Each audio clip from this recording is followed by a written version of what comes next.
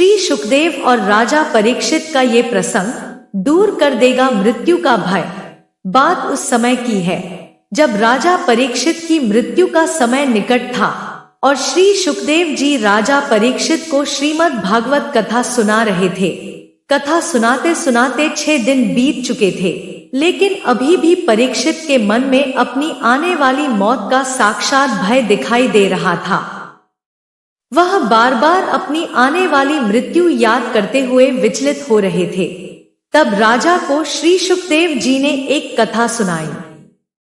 श्री सुखदेव जी बोले, राजन, आज मैं तुम्हें एक कथा सुनाता हूं। उसे सुनकर आपको जो सही है उसका जवाब भी देना पड़ेगा। राजा ने कहा, महाराज, आप जो भी पूछेंगे मैं उसका उत्तर अवश्य दूंगा। आप कथा सुनाइए। तब श्री सुखदेव जी ने कथा सुनानी आरंभ की। वह राजा परीक्षित से बोले, राजन, अब मैं कथा प्रारंभ करता हूं। एक बार एक राजा अपने दरबारियों के साथ जंगल में शिकार खेलने गया।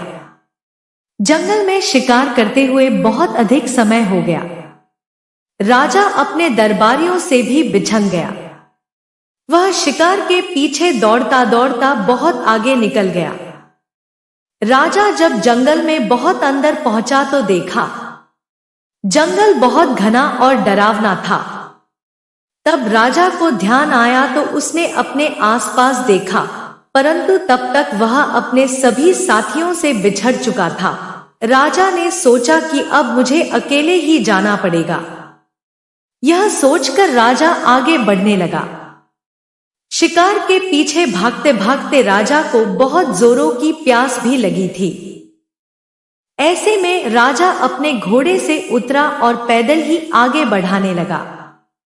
थोड़ा आगे आगे की ओर बढ़ा तो उसे एक छोटी सी झोपड़ी नजर आई। रात भी होने वाली थी और राजा को प्यास लगी थी। साथ ही दिन भर की भागदौड़ से राजा थक भी गया था। उस झोपड़ी के पास जाकर उसने आवाज लगाई कि अंदर कोई है। तो अंदर आवाज आई, कौन है? अंदर आ जाओ। यह सुनकर राजा झोपड़ी में अंदर जा पहुंचा। अंदर जाकर उसने देखा कि वहां एक बहेलिया लेटा था। वह बहुत लंबे समय से बीमार था। उसकी बीमारी की वजह से वह उठ बैठ और चल भी नहीं पा रहा था। इस कारण वह अपना मलत्याग भी उसी में कर देता। उसी में वह थूकता और खाने पीने की चीज और जानवरों का मांस, सारी गंदगी उस बहेलिया ने उस झोपड़ी में इकट्ठी करके रखी थी। उस झोपड़ी से बहुत गंदी बदबू आ रही थी, लेकिन राजा ने सोचा रात तो गुजारनी ही है, क्योंकि राजा के पास कोई दूसरा रास्ता भी तो नहीं था। यह सोचकर राजा ने उसे बहेलिये से कहा कि क्या मैं एक रात इस झोपड़ी में गुजार सकता हूं? अगर तुम्हारी आज्ञा हो तो। यह सुनकर बहेलिया बोला, मैं तो हमेशा ही भटके हुए राहगीरों को अपनी इस झोपड़ी में रहने के लिए आश्रय देता हूं, लेकिन जब दूसरे दिन की सुबह होती है तो कोई यहां से जाना ही नहीं चाहता, यहां रुकने की जिद करने लगता है। अब मैं बार बार इस झंझट में नहीं पड़ना चाहता हूं, इसीलिए आप इस झोपड़ी में नहीं रुक सकते हैं। मैं अब और झंझट में नहीं पड़ना चाहता, आप यहां से चले जाएं। यह सुनकर राजा ने कहा, कृपया ऐसा मत कीजिए, मैं रात में कहां जाऊंगा? मुझे तो यहां का रास्ता भी नहीं पता है। मुझे आज रात रुकने दो, मैं वचन देता हूं। सुबह को मैं यहां से अवश्य ही चला जाऊंगा। मैं और लोगों की तरह नहीं करूंगा।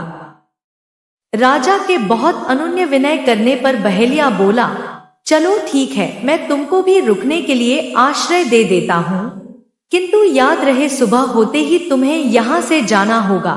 राजा से यह कहकर बहेलिया एक तरफ हो गया और उसने राजा को भी वहां विश्राम करने की अनुमति दे दी। राजा रात को विश्राम करने के लिए उस झोपड़ी में एक तरफ लेट तो गया, परंतु उसे उस झोपड़ी की दुर्गंध बहुत परेशान कर रही थी। कुछ समय तक तो राजा को वो दुर्गंध अच्छी नहीं लग रही थी, किंतु जैसे जैसे समय बीता वैसे वैसे राजा के मन में अलग ही भाव आते जा रहे थे। वह अपना वचन भूल गया।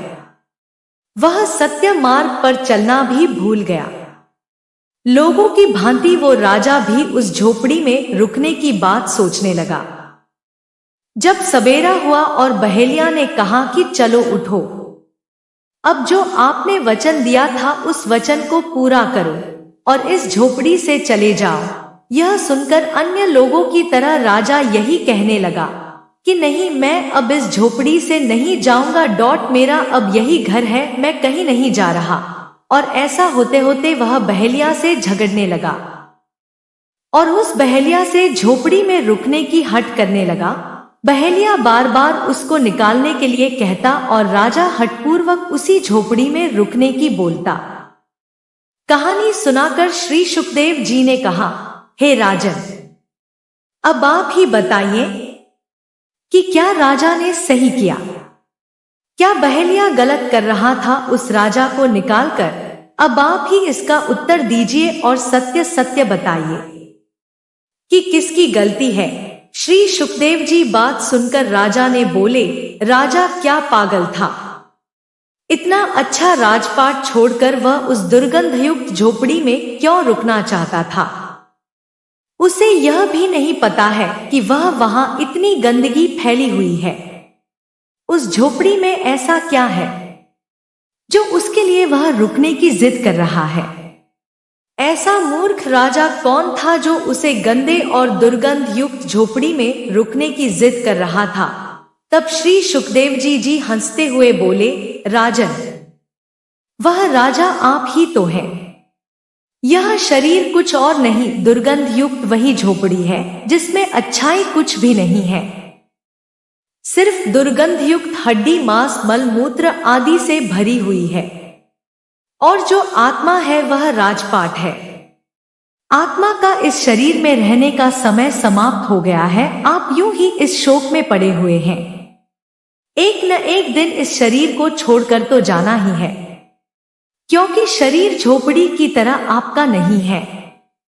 आत्मा आपकी ही है, तो अपनी आत्मा को इस शरीर से मुक्त होने में संकोच कैसा?